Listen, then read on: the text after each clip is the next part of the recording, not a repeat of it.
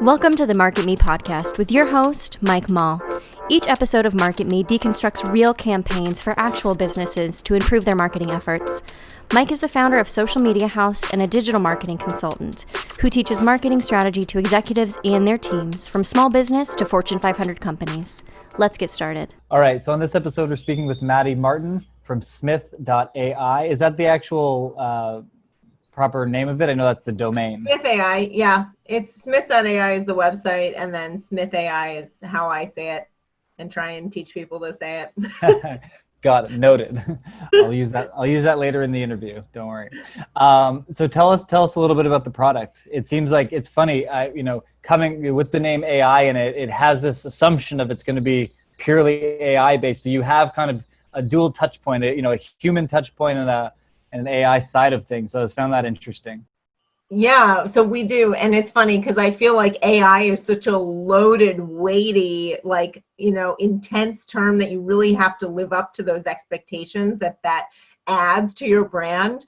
And to me, what's really interesting about Smith.ai is how we really empower the excellent live receptionist to be more efficient and accurate beyond the human sort of capacity, especially at the pace that they work at, with really great technology that allows them to see the information at the right time during a call or a chat, to take the right step based on the business's needs, and to only focus their conversation and their time on meaningful, relevant conversations on behalf of businesses, which means really efficiently blocking spam, identifying signals in a conversation where you can tell the relevance or steering that needs to happen as a next step, like where do you pivot, how do you listen and also plan at the same time. A lot of the decision making is steered for the receptionist by the AI, and then the answers are provided or even predicted so that they have to do less sort of analysis in the moment, and they can just be really present and human and mindful in those conversations, because that's where AI can't compete and the value of sort of humanity comes in. Got it. So walk me through a little bit about the process, how that works, how the product works as a whole. So we're combination product and service, right? We have this amazing call center, chat center software that the receptionists use. And then we have a very rigorous process for bringing in the agents that work on top of it, if at all, because we do have a 24/7 chatbot that is available to be used on any website that can basically facilitate conversations, capture leads, take the next step in screening and scheduling appointments based on trigger points or answers to certain questions in a specific way, to only put the valuable leads through the funnel. And there is a human element to sort of bring that small business personalized feel that many of our clients demand of themselves and of the tools and talent and technology that they build into their business, so that you have an experience that approximates in-house, but isn't at the cost of in-house staff or isn't the cost of your time as the business owner or operator yourself. Got it. And so one thing I'm always curious about with chatbots is it prompting based on pre-populated questions that like error answers, or are you trying to do it where it's like, understanding the language that someone's typing and then trying to come up with an answer? Like I think we've all experienced really bad chatbots that put you in this loop and you're like, what the heck? So do you find it like it works better with kind of pre-populated direction? So it's both, and there's so many different scenarios where you need to ask the right questions that steer towards the right answers and conversation, and also protect the sort of human element of time, where maybe there's some steering that needs to happen, and then a human jumps in with like the right idea of where the conversation is directed, and then it's important to have sort of an off the cuff, conversation human to human, where maybe there are some predicted responses based on the context of the conversation that are suggested to the live agent, but don't have to be used or can be modified. So there is that sort of adjustability there. But what I'll say is that, one of the most annoying experiences is when you have like the steering model where you're only given the options and they're not relevant and you have to, only click a box and not fill in a text field. The beauty of the human in AI is that you can build in a lot of what you expect to be the case 90% of the time, but the way that it handles the outliers is actually the core differentiating thing, right? Like you can at any point stop that sort of sequence playbook, meaning the live agent. You can even ask for a live agent, which many times just the chatbot only plans can't do. Or the lower tech version is just have a human staffing it the entire time with no tech involved, no canned responses, no sequence, and then your ROI and sort of the amount of time and value you pour into something is not as profitable, right? Because what you want to do is automate all the things that are routine, that are predictable, and have the humans come in for the sort of customized, in-tune approach that gets you to the goal faster. So it's both. There needs to be sometimes core questions that are asked. I'm thinking about law firms, for example, right? So maybe some of the agencies like who are in your audience work with law firms, or it's just a good model because it's a very rigorous, hard model to build a business around in the first place. So I like to start with the hardest first and then everything is easier. But let's imagine that you have someone who's looking for a law firm and they are looking for an estate planning firm, and the firm only works with certain clients of a net worth over $5 million, right? You would definitely want to have that steering question where, do you know your net worth? Is it, approximately more or less than 5 million? Because if not, then, hey, we recommend this other company that works with, clients of your net worth, better suited to you, better prices. We recommend them. Here's their info. Or, great, let's set up a consultation. We just need a little bit more info from you, right? What's your time frame? What's your budget? What are your goals for your estate planning? So there is sort of a service element there where you want to control the conversation and the answers, because that allows you to do a better job in the conversation, but not to the extent that you're making too many assumptions and you're constraining people's ability to accurately respond to you and give you the information they think you need. Got it. Yeah, I like that. I mean, even on our, Typeform automated sequence, it's like, what's the current monthly budget? And if it's below, there's a range. And if it's at a certain low range, it's like, hey, we just want to be upfront with you and let you know this starts at this price. Is this something you can invest now? When we bring them back in, if they're like, yeah, I could, I'm just not now because we don't want to pull them out. But the people that are like very low budget and no extra money, then it's no sense in having the conversation. Here's the thing. So rarely do we think about the client experience from the unqualified leads being very grateful that you're not wasting their time. Because so often we say, oh, we want to be having really meaningful conversations. And what's your conversion rate? Oh, it's, 50% from qualified lead to appointment to retainer, whatever. But imagine if you thought about the experience of that unqualified lead getting in touch with another firm you recommend that maybe takes, lower value clients or lower budget clients, right? And they just had a great experience. You put them in touch and didn't waste their time and mess around with them. That's actually worth probably like a positive review on Google to say, you know what, they couldn't serve me, but they helped me and I had a good experience with them. I think that that's just as important as anything, because guess what? Even right now, we're talking during COVID, maybe the sense of like community and location doesn't feel as strong as it normally does. But I'm of the mindset that almost every business is operating in a community where a large portion of your clients are local still, right? And if you're a member of the community and you treat people well, and we know the referrals are the best clients you'll ever have and be so grateful for, then that service-oriented approach and not saying, oh, so-and-so's unqualified. Oh, I've identified I need to spend no more time with them and get out of my radar. That doesn't really take the full picture into effect. And I think that you miss out on opportunities there.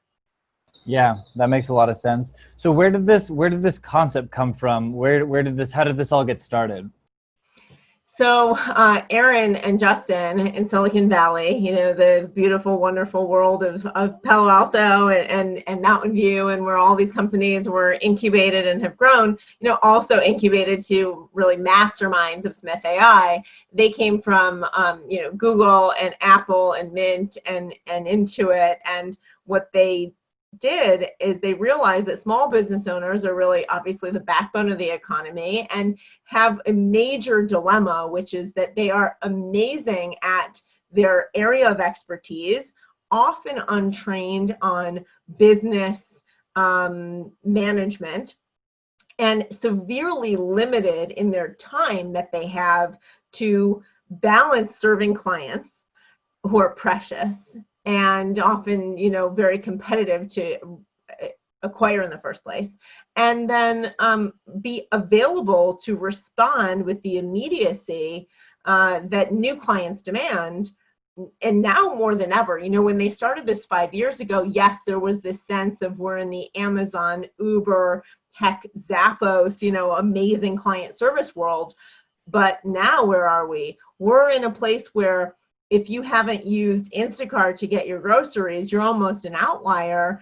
And even a year ago, that wasn't the case, right? It was sort of like, oh, you're an innovative, like household parent, ooh, look at you using Instacart. Now, if you thought that clients demanded instantaneous responses or text updates every time there's a status change in your client or account, like they really do expect that now.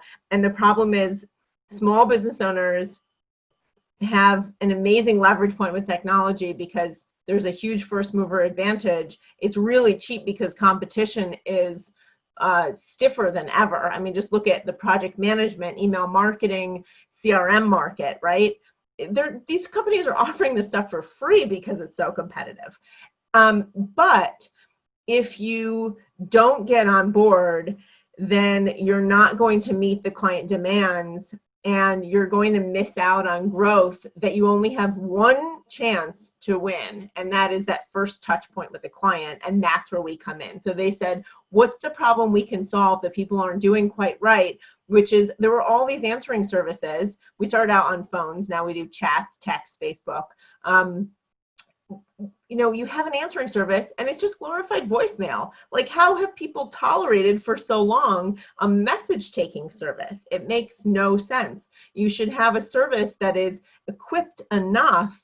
It's not brain surgery to say, you have 3 to 4 questions you need me to ask to determine if it's a good potential client for you. As you were saying, what's your budget? For others, it may be, commercial or residential, or it may be, what day is your wedding, or what music do you like, or where do you live? And whatever your business, we can ask a few questions and get some more work done for you so that when it finally comes to you, it's not phone tag, which is just deferring all those messages and calls to the end of the day when you don't even get back in touch with that person, but it's, I'm going to have a consult pre-screened. The person is stopping their search for a business because they have the peace of mind that they're on someone's calendar, which is meaningful. And thankfully that meaning hasn't gone away. And we're getting a lot more done. So we charge per call, not per minute. We block spam for free, which clients say they would pay for alone. And I think we're at a point right now where they prove this concept to solve the business dilemma of switching gears and being spread too thin, and have evolved that to say, here's all the things that we do for business that you didn't even think you could hand off as a small business owner who likes to have some degree of control, but can't possibly grow on their own back alone. Wow. Love it. Great. Yeah. I mean, there's a couple of angles there that I hadn't considered, but that does make a ton of sense. And I think, what we see, we were predominantly doing marketing services for small business. And then, I mean, the profitability and the scale, that's a whole other ball game. But we actually developed a training product that was like, hey, are you a local service-based basic company? Like, you can run your own Google ads. This is doable. And so it's interesting, it's kind of in that same light of like, I want to be able to take this into my own, like take control, like kind of future proof this business. And I think this is a really smart service for a company that, is a single owner operator who can't pick up the phone every time. And like a lot of people don't, they don't even like to call. They'll go to the website first. I'm sure there's a huge shift in the world of people want the website. And if that website is having a meaningful communication with me, then all the more power to, getting that calendar booked in, stopping the search, which I think is super important. I think that's the biggest driver of the cost of ads is like, it's easy for me to click on the first 5 results because they're all going to be the right type of thing that I need. And I can, move my way through. So if you're already paying $6 a click, $7 a click, $4 a click, 15, whatever it is, right? Stopping them from going to the next $15 guy and hoping that, you get back to them is a challenge for small business. No one's going to wait for you to get back to them. I mean, the age of like the form fill, the contact form, unless you have a receptionist service calling them right back, like that is still a risky proposition because it's actually very little time it takes to fill out that form with autofill, go back to search results, click on another thing, find the form and autofill. Like even to make a call back in that short period, as amazing as Smith.ai is, you're still adding lag and losing opportunity, right? So what we want to do is say, how at this point, honestly, like how could you possibly not be responsive on the channels where you have presence? So if you have a Facebook page and you're not actively prompting and responding to messages there, if you have a business phone number that's not text enabled or you don't know that it's text enabled and you didn't install the app for phone.com on your phone or whatever, that's easily fixed, but there's no excuse, right? Because it's cheap and easy and there are people who are willing to staff it for you who are more than capable. And guess what? They're not approximating you. I think there is often like a fear with small business owners who say, I am not comfortable. It's out of my comfort zone to delegate to this extent. Like, okay, maybe just answer, or maybe a chatbot that I program. Listen, you may have that vision of you spending one Saturday programming a chatbot. The reality is you're probably not going to carve that time out because you have bigger fish to fry. And that goes into where do you spend your time? We talk about delegation, like networking right now is so key, building thought leadership, writing articles, overseeing all the campaigns and making sure your business is spending money in the right places and you're delivering the services that people need. And how are you doing for existing clients, meeting their needs and addressing client happiness? Like those are all things that we're not going to do for you, right? Those are core to the owner operator of a business. But in order to do those things well, you have to delegate and outsource and automate some things because there's no way with what clients demand right now that you can possibly do it all. And staff are very expensive. Yeah. I think it's funny on the topic of automation as a whole for small businesses. It's such like a daunting, scary thing. They just like, there's no concept of what it is and how it works. And it's interesting. And I mean, I've, showed people some of the more like just basic functions of an app or a plugin or anything. And they're like, oh, like I don't have to manually do this every time. Like, no, there's so many things you don't need to manually do. And it's hurting you. It's probably crushing you to be doing them all because now you feel overwhelmed all the time. And now you have this sense of, I'm never caught up. You resent your business, right? You resent new clients. I mean, can you imagine, like, how can you possibly have a good sales call if you've just had 3 spam calls that can totally be blocked for you, but you haven't set it up? And then you're having a call disgruntled to a client that you probably want to be super friendly to, but your systems are bogging you down. Like if you don't have text expander and like canned emails, you can basically can text messages because people are going to message you on Facebook. I mean, I don't want to be like typing out with my thumbs every single time. Like, thanks so much for your interest in our service. And we do this and this and this and this. It's like, that's exhausting, right? Like you're going to resent that no matter how wonderful and friendly and sweet you are. So how do you use tools to alleviate some of the burden there? And then you get to go pivot on things that you actually really do need to and want to spend time on. And guess what? Like, the risk is super low. All of these, even if they're paid, are month-to-month services at this point. How often do you see like an annual subscription request, right? Only if you love a service and you're like, I want it for the rest of my life. Okay, I'll sign up for a year to get the 10% off. They're not, almost no one's going to force you on that. And then you have like the ability to also have low risk automation through Zapier, right? So like, people think that it's really intimidating, but there are things that you can do within your own ecosystem that are not publicly visible or interactive. And you can start to say, every time, you know, someone messages me on Facebook or sends me a text, log it in my CRM, right? No one's going to see that except for you. So if it's messed up and you need to work on it, right? Like, I think there's an intimidation factor that doesn't exactly correctly portray the risk that's really there.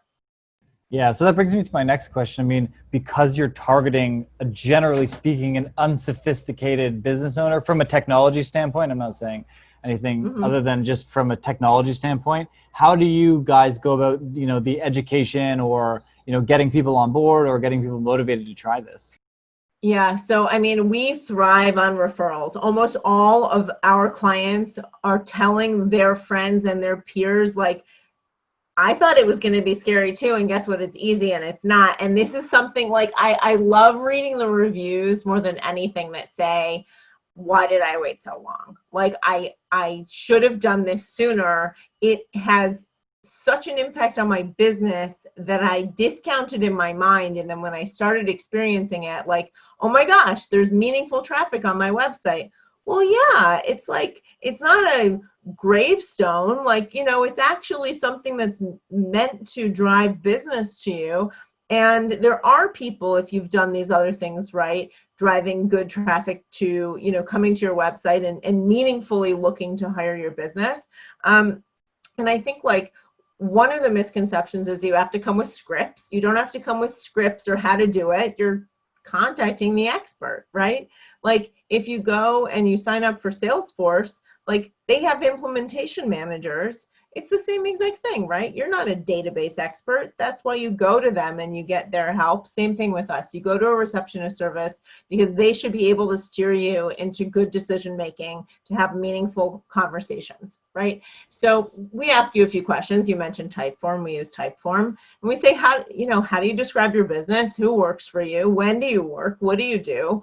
Do you have consultations? Do you sell products or widgets? And like, tell us a little bit about your business so that we can accurately get you the good leads and do what you want with the, you know, not so good leads, and accurately represent your business.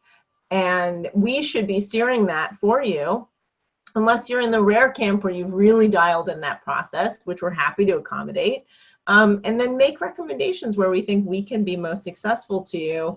To, again, further that conversation. Are you using Salesforce? Great. Let's make sure the calls and the chats, the entire transcript, are logged under that contact who will add for you that we talk to, so that you can follow up and you don't have to do data entry, and you can just start on the note file when you have that consult right from something that's already in your database, right? So those are sort of the upgrades that we can offer, but that's why we do the free trial also, because you're like, I haven't used this service before. Many people haven't. How do I use a receptionist service? It's like, well, let's try it together. We've got these free calls and free chats. Like, you're not at risk for anything. And let's make sure that we really dial it in before we ask you to sign up for a monthly plan, right? And you're paying what, like $5 to $7 per call or chat? How much is a client worth to you? Easy math, right? As long as you're having meaningful conversations, and that's part of the reason why we block spam, because you shouldn't have to pay for that. And I think, like, one of the other things that ends up happening is that in the thought leadership space, we have plugged into a lot of networks, a lot of mastermind groups and peer education groups that are maybe part of membership organizations, professional organizations for training where they say, we're a bunch of financial advisors, or we're a bunch of solo small firm attorneys or realtors, and we need to better understand how to run this business that, like it or not, we're running, right? Like, I just want to be a financial advisor. You're a business owner, right? I just want to be a solo attorney. You're a business owner. So how do we wrap around and let them focus on the stuff that they really are good at and love to do, and take the other things off their plate? A lot of it comes down to education and working alongside the other providers who are doing a great job, marketing agencies, right? We work alongside them to facilitate their growth and their clients' growth. Calendaring tools, CRMs, you name it. Got it. Love it. It's super smart. It's it's the product that nobody thought they needed, but everybody listening is like, damn, I need that in my life. It's eye-opening. It's really incredible when you have also a very sort of nimble organization that is very in tune at every level. So I particularly love, well, right now that it's a remote workforce, so they weren't disrupted, all the receptionists, when the COVID crisis happened, because imagine if we were all housed in a call center, we would have had a business disruption, right? But because we already were built on a virtual workforce with quiet home offices, we could just be there to respond to what our clients needed us to shift in their own process. Oh, contact me at home, or do this differently, right? Our services have changed. And the other thing that we know is that there's more distraction than ever. So for clients who would say, normally I'm available, I need Smith.ai on overflow and maybe even extended hours, because my hours are not 9 to 5 anymore. If I'm homeschooling my kids and going to, check in on my elderly mother, or wearing all these many hats that I have now, I think the business has fundamentally shifted, where there is much less, I would say, clearly discern like hours of the workday. People are working later and earlier to accommodate schedules. They're working on the weekends. I have seen a surge in webinars on the weekends, when people on a Saturday morning actually are so happy to just have like that quiet moment of time working on their business rather than in their business. And what does that mean for clients? It means that they're probably feeling the exact same way. If you've got business clients, or you're a business, you're taking every moment you can right now, because there just aren't 40 hours in a work week anymore, 9 to 5. And that means that if you have not updated your business hours, for example, we advise many of our clients as a competitive advantage to say, you can capture so much more in business if you just convey to the market that you're open. So what if you just update your Google hours on Google My Business to your receptionist hours?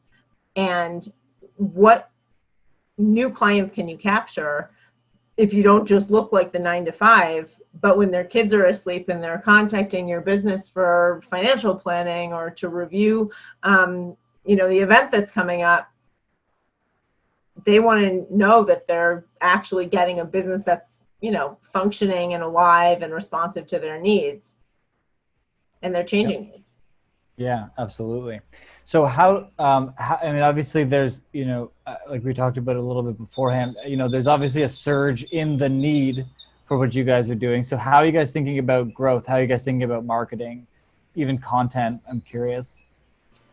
So content-wise, we pull a lot from our existing businesses, because we only know so much, but they know so much more around how is like coronavirus impacting small business owners. And we have so many IT managed services providers who can say, here's how to check and get really good internet at home, and why your, Zoom meetings are so fuzzy.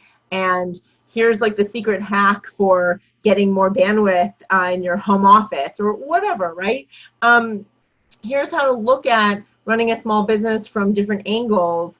There are tax professionals. There's so many people who have many different worldviews and areas of expertise that we could never tap into, like just with our own small marketing team's brains, right? Yeah. But So you're curating. yeah, we're More curating a than creating. ton, and it's a win-win solution every single time. And if you're not already doing that on your website, I highly recommend it. People are eager to share your URL and your content because that's where their content lives. It is a huge augment for no money to have someone, or maybe, you know, small sum or some sort of gift, to have someone have placement on your blog at the level of expertise that you don't have access to in-house. And it is a gift to them because you link back to their site. We often have people who ask us, can I write another blog post? Because that generated new clients for me. Because here we've got at Smith.ai this B2B ecosystem. It's not a marketplace that we're promoting in that way, but we do know that our clients could work with other clients of ours. And it's nice to be able to expose these services who we have the sort of expectation that they're going to be responsive to each other's businesses, which is sort of a funny thought. But we know that they have expertise to share, and many of them actually, even though our clients are across the world, but mostly, you know, across the US, they're operating at least somewhat a virtualized practice, and now more so now than ever. And that's expanded their ability to serve more clients in you know, less restricted locations. So it makes their articles and their expertise more relevant for actually direct sales. Perfect. Yeah. And then from a marketing standpoint, I know you said that the majority of your stuff that you get is referral. So that seems to be a big driver for you guys. Do you have any other channels or any other marketing that you guys are using or experimenting with? Yeah, so a lot of events and education. We have a ton of really good relationships with professional organizations where we actually teach core fundamentals of marketing and business technology for solo and small companies. And we really help people build business acumen for using the tools and technology today, for delegating, for sort of thinking through the Eisenhower decision matrix of do, decide, delegate, right? And ditch. And I think that has been a great place for us to say, we understand that people don't make this decision overnight.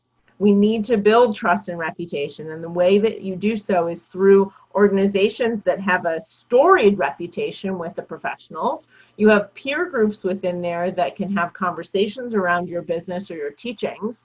And then you become, through association, part of that trusted network.